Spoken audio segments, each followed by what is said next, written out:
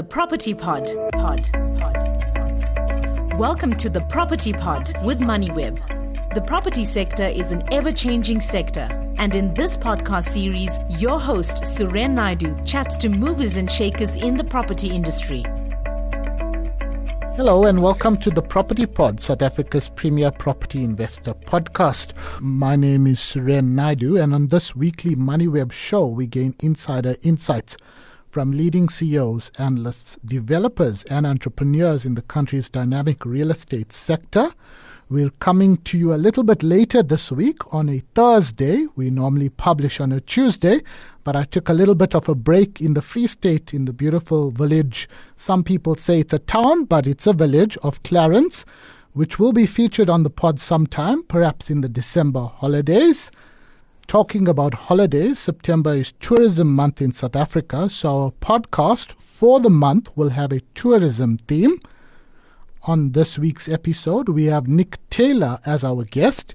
He is the managing director of Knox Cape Town, a leading short-term rental management company that specializes in luxury properties. This is a booming sector in the mother city and is a key part of the tourism offering there. Welcome to the Property Pod, Nick. Thanks for having me, Suren. It's a pleasure to be here. Nick, maybe a little bit of a cliche question, but how is the luxury short-term rental market doing in Cape Town? The short answer would be great considering the tourism boom, but can you give us some context and also perhaps around forward bookings looking into the summer season since we are in the second half of 2025? Absolutely, Suren. The Cape Town brand continues to be very attractive for local visitors from South Africa, maybe even Clarence, where you've just been. They might find themselves coming down to Cape Town at some point in the future. But more importantly, as we head into summer, it becomes one of the world's leading destinations for tourists from our key source markets.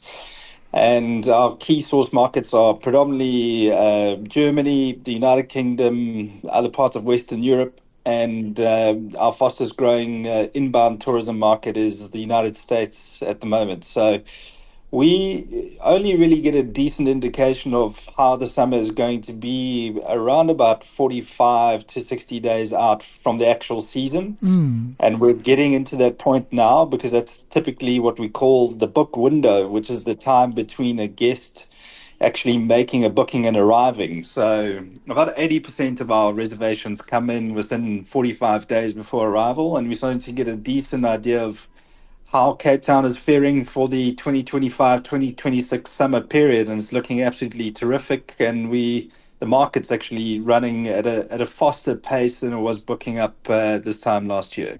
Thanks for that.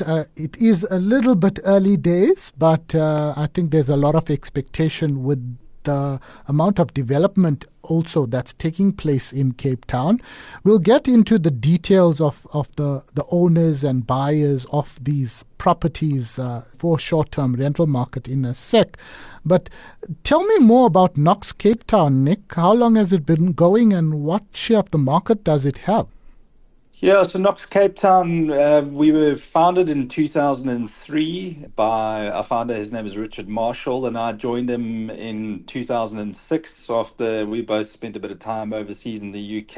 And this is well before short-term rentals and Airbnb were a household thing or a commonly used form of accommodation. And we've been fortunate enough to have some steady growth since then.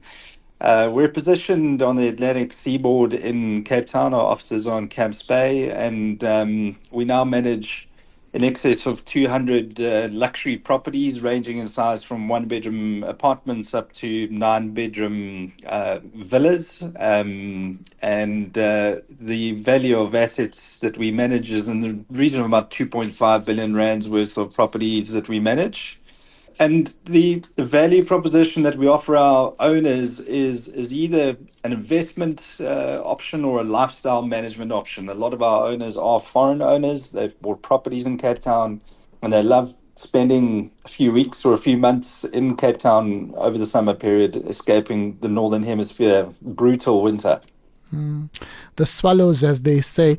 Now, that's pounds and euros. Can you give us some insight on some of these owners? Because, like, we know the usual suspects, as it were, without me giving too much away. But you mentioned Americans. Maybe you want to share a little bit about the established investors. But I would gather you seeing more investor interest from the US then. We see a lot more investor interest from Europe and the United Kingdom, Surin. We don't actually have many American-based investors in our portfolio. We've got a handful, but a lot of the investors in our portfolio are actually South African, mainly from other parts of South Africa, Johannesburg, KZN, etc. And they've looked at the Cape Town residential market as an opportunity to either get a decent investment yield through short-term letting or long-term letting, which we also offer through our real estate division. And they're obviously banking on a little bit of capital growth in what has been a very buoyant market over the last 5 years or so. So the investor profile is quite broad. At the core of it, we are a property management company. We're a full-service management company. So effectively, that means that a property owner can hand the keys over to us and we take care of absolutely everything from paying the monthly rates account to the city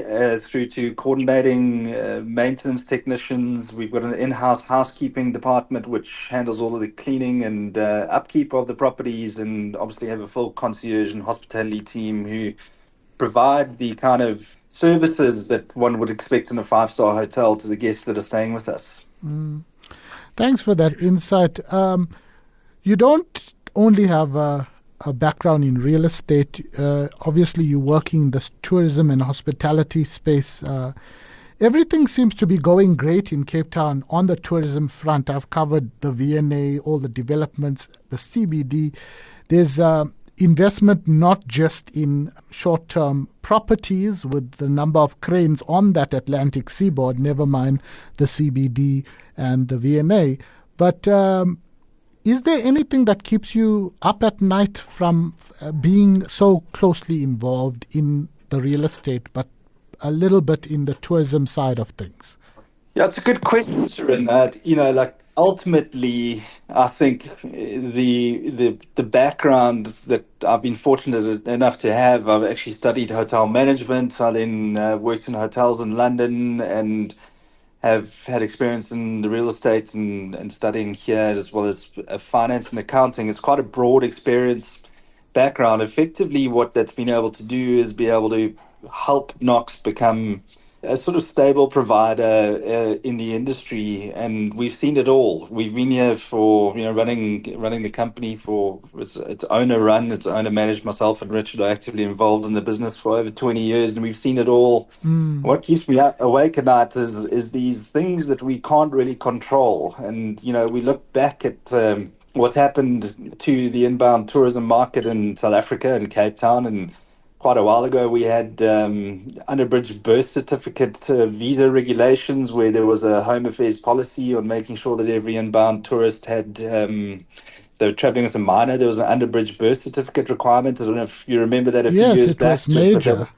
Yeah, so that killed our inbound tourism. And then obviously, once that started recovering, then we had the Cape Town water crisis in 2017, and we had to navigate our way through that after CNN and Sky News put photographs of people queuing for water. That didn't do any wonders to our tourism market for a good few years. And then COVID came along. So we've seen it all. And I suppose what keeps me up at night is just effectively things that we can't control, which are a little bit more macro in terms of their context. And more recently, there's certainly a fair amount of regulation uncertainty. And most importantly, I think for us as Knox, as a company, is reputational risk. The ability to make sure that we are being responsible in the communities in which we operate, making sure that our guests respect the homes that they stay in and the neighbors that they are staying next to. I think that is absolutely important.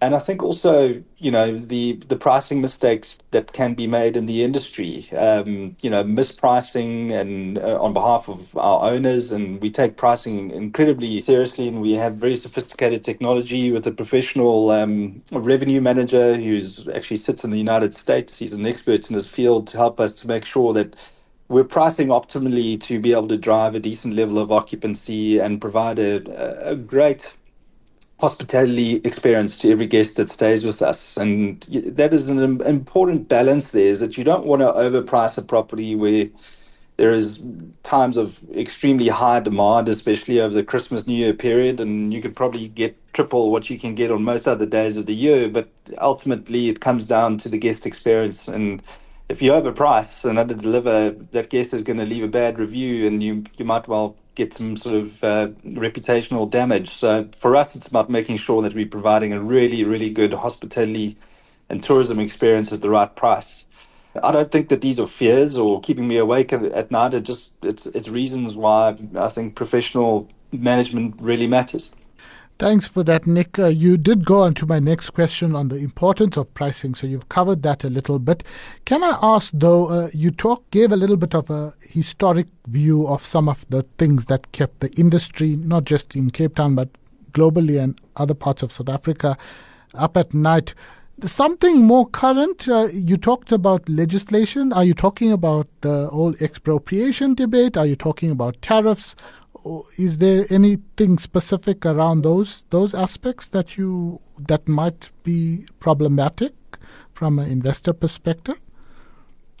We're not too concerned about expropriation at this moment in time, sir, and it doesn't seem as though the information that the industry is working off is all that clear yet about how that may manifest within a sort of dense urban environment just yet. But certainly from a short-term rental industry perspective, there's numerous media reports globally of how the industry has had sort of almost been blindsided by the authorities implementing quite draconian and extensive regulations on thresholds on the amount of nights that one can do on a short-term rental, as well as various other sort of requirements that have happened, obviously most notably and recently has been in Spain and specifically Barcelona. And I think what is important is that we've got to understand that Cape Town and South Africa as a whole is not a over-tourism environment. We are desperate for international tourists. It's good for the economy. It's good for employment. And we have some very ambitious goals. The Department of Tourism is wanting to really try and drive in the region of 20% annualized growth in terms of inbound tourism numbers. And we, as an industry, and quite a significant industry in Cape Town, we believe that there are in excess of 100,000 Airbnb listings across South Africa currently, and they all have a place to provide good quality sort of hospitality experiences to both local and international guests. But for us, we want to make sure that the industry professionalizes, that we are able to work alongside more established and traditional hospitality segments such as hotels and guest houses and bed and breakfasts. And the most recent Tourism Amendment Act, which has been released over the last year to 18 months, is actually proposing a little bit more of a regulatory environment for short-term rentals, which we are very supportive of, as long as the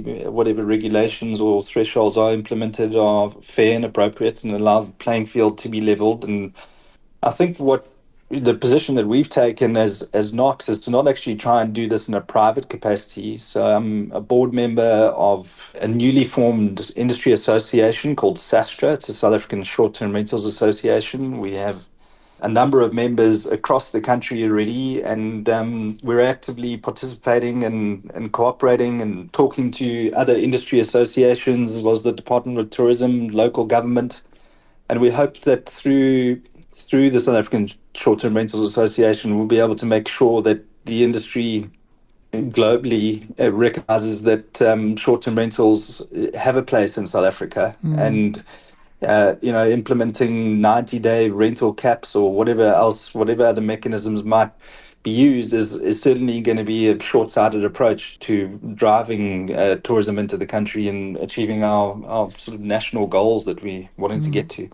So more focused on tourism legislation that could potentially impact the industry. Thanks for that, Nick. Nick, before you go, there was a lot of talk about Airbnb apartments, and you've talked about that, the concerns and how government needs to be a little bit more sensitive in terms of how it manages it. But because Cape Town was almost ahead of the curve, it's like the apart hotels theme that's now a big thing. But as Knox Cape Town, who do you compete with? It seems Airbnb, you operate in a whole nother level. Do you compete directly with Airbnb? Because you have the other real estate companies, maybe the bigger ones, also offering this whole short-term rental, playing in that space. So I think everybody that does short-term letting will market through a range of different distribution platforms. Here at Knox, we use Airbnb as a marketing conduit. It accounts for a proportion of our business, but we're very reliant also on your more sort of traditional tourism supply channels, such as tour operators and travel agents and destination experts. And we go to a range of trade shows internationally to go and speak to our tour operator partners in Germany and the United Kingdom. And what might happen is that they would hold a German tourist's hand, or a family who have never been to Africa before. It can be a little bit daunting, but they want to see the big five and they want to come to Cape Town. And effectively, they'll go to a destination expert in Germany, as an example, and say, I want to go to South Africa and, here's my budget. So we work with those tour operators because they might not want to stay in a hotel. They might be traveling with grandparents and young children, and they want the privacy of a home. So, in terms of our competitors, we don't see Airbnb as a competitor at all. It's a marketplace. We sit on there with a range of other short-term rental managers and independent private hosts and private owners who might be marketing through that platform. But for us, we think it's a fantastic marketplace for a driver for tourism growth in South Africa, and we've thoroughly enjoyed working on the platform. I think what we are seeing, Suren, is that as the industry matures and as, I suppose, your investors become a little bit more familiar with buying properties that are more geared towards short-term lending than a long-term lease, there are a number of competitors coming into the market. And what's important is that anybody that decides to access a short-term rental investment opportunity, they need to make sure that they know how they're positioning that property, how they're differentiating themselves from the competition, whether their pricing is correct. And there are various levers that one needs to consider, such as, do you want to position this as a 5-star property or more of a budget type hospitality experience? And is housekeeping included? Is Wi-Fi included? Is there an in-person meet and greet, or you having to check yourself in with a lockbox? And all these kind of questions are very important for any investors to consider before they actually proceed with an investment. And certainly that's where we at Knox can advise any investors about the opportunities that they might be considering, because there is an enormous amount of supply coming on the market. As you said earlier, there are cranes all over the Atlantic seaboard and into the CBD, and a lot of those properties are being built for this sort of short-term rental market. And it's important that one understands that differentiation in this market is incredibly important. If you're competing with another 1,000 properties that look identical to yours, you need to find something unique in terms of service levels that can get you front and center with any guests that might be willing to stay with you. Nick, thanks for that valuable insights, a little bit of entrepreneurial tips for the investors as well. It's been a pleasure having you on the podcast. That was Nick Taylor, the Managing Director of luxury short-term rental management company, Knox Cape Town. Thanks for listening to the Moneyweb Property Pod with Suren Naidu. To listen to more episodes, go to moneyweb.co.za or the Moneyweb app and follow Moneyweb News for daily updates. Follow Suren on Twitter @Suren Naidu for more of his property industry content and other business stories. The Property Pod.